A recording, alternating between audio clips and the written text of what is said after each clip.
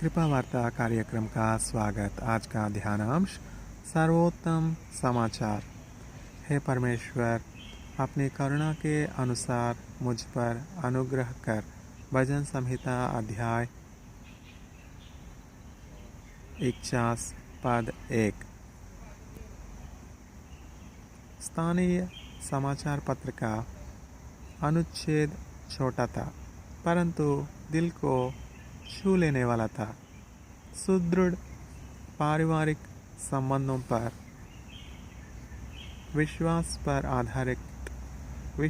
आधारित एक कार्यक्रम में भाग लेने के पश्चात जेल के कुछ कैदियों को उनके परिवारों से मिलने का एक सुअवसर प्रदान किया गया था। कुछ कैदियों ने तो अपने बच्चों को सालों से नहीं देखा था। एक शीशे की खिड़की से बात करने के स्थान पर वे अपने प्रियों को छू और गले से लगा सकते थे। जब वे परिवार निकट आए तो आंसू बहने लगे और जख्म चंगे होने शुरू हो गए। अधिकतर पाठकों के लिए यह मात्र एक कहानी थी, परंतु इन परिवारों के लिए एक दूसरे को थामना एक जीवन परिवर्तन घटना थी और कुछ के लिए क्षमा करने और पुनर्मिलन की प्रक्रिया आरंभ हो गई थी।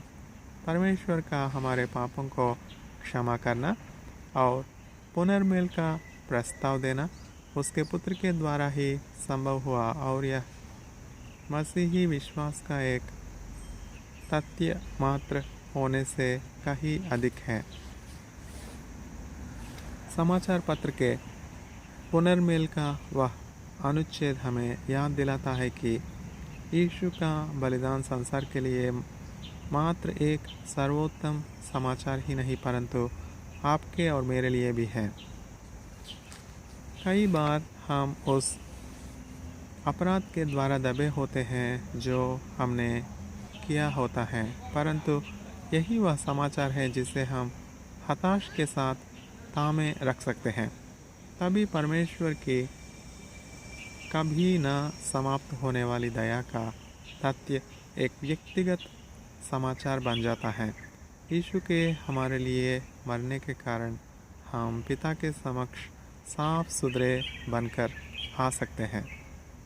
हिम से भी श्वेत। ऐसे समयों में जब हम जानते हैं कि हम उसकी दया के योग्य नहीं हैं, तो हम एक ही बात को थाम सकते हैं जिस पर हम निर्भर हो सकते हैं, परमेश्वर की करुणा और बड़ी दया।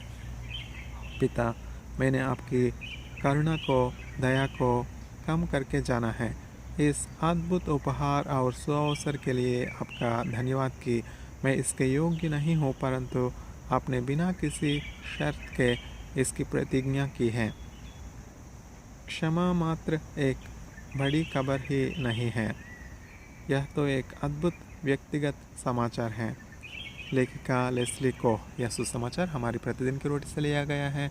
28 फरवरी 2019। धन्यवाद।